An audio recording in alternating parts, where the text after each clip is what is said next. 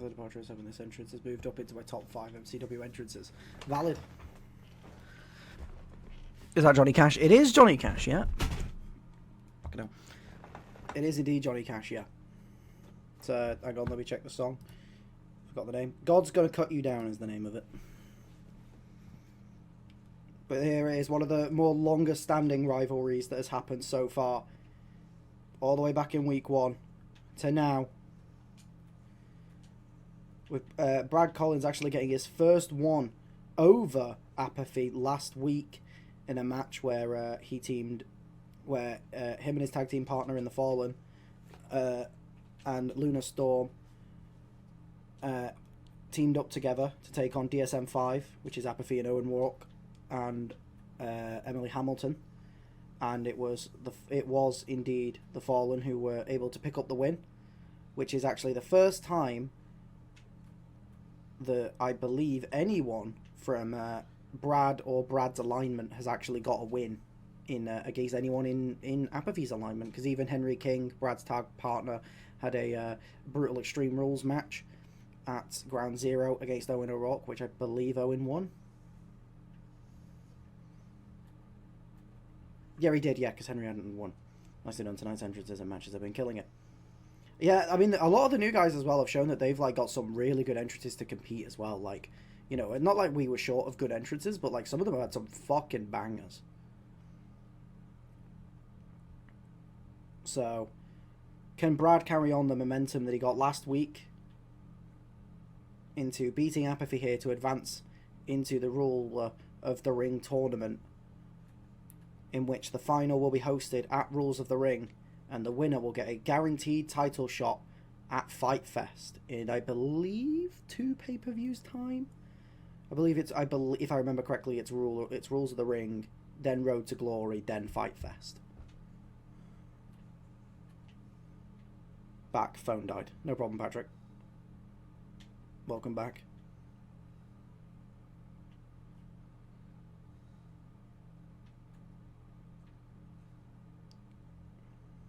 Apathy with one of those vicious elbows to the back of Brad Collins as she goes for the pin. She uses the ropes for leverage, but Brad kicks out instantly anyways.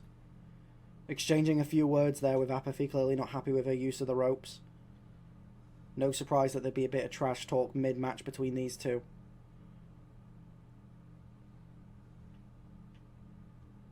And a big choke slam from Apathy.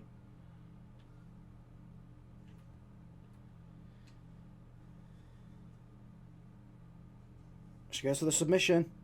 Will Brad tap? He won't. He breaks the hold. See, the thing is, though, right, Owen, you say that, but I genuinely think that Apathy, just by, like, the early weeks and the reactions, I genuinely think she's gotten over as a face. Which is really weird, because, like, I would actually argue that in this feud, the Fallen have been the heels.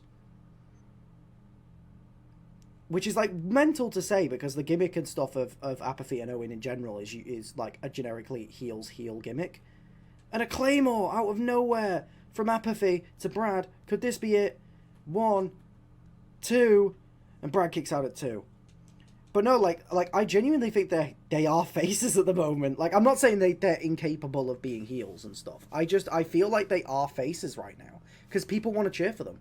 And a submission maneuver, but rope break saves Brad Collins. And Apathy goes onto that middle rope, telling Brad to get up. Goes for a slight kick to put him in the position. Hits him a big punch. Goes for another pinfall on Brad. 1, 2, and Brad kicks out at 2.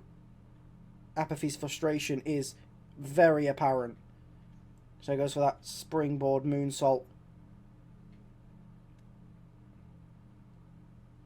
Chase him on. Unless she went for one of those flipped neck breakers, but Brad gets out of the way. Shoulder tackles her down to the ground. And now Brad starting to gain some momentum. Targeting the legs of Apathy.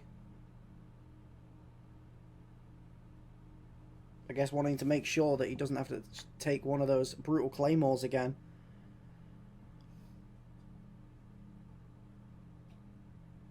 And gets Apathy up. for a power bomb. Goes for the pin. 1, 2, and Apathy kicks out at 2.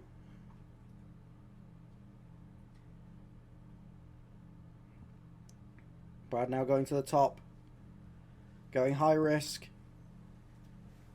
Telling Apathy to stand up. And he hits her. And he then hits her multiple times directly in the face.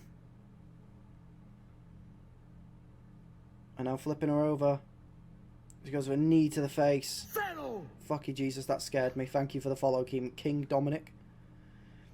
And now a submission maneuver from Brad Collins. But Apathy reverses it. She goes for a code breaker. And she's looking to end Brad here. Is she going to be able to? And no, she's not. Brad counters with a knee to the gut. And swings into a massive clothesline. 1, 2, 3. Brad picks up the win.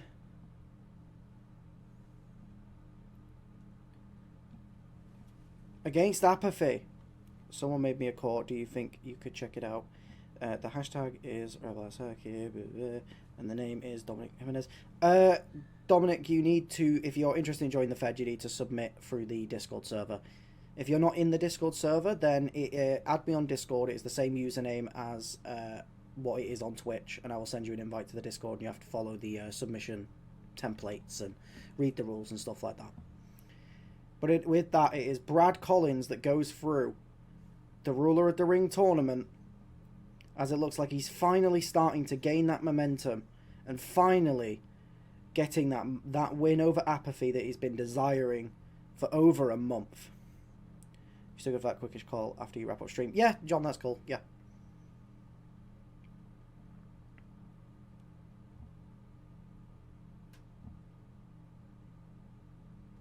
So that means that in the, I believe, the semi-finals of Ruler of the Ring now, there will be 2 matches, I believe, on next Clash to basically guarantee who's going to be the winner, or the finalists, sorry.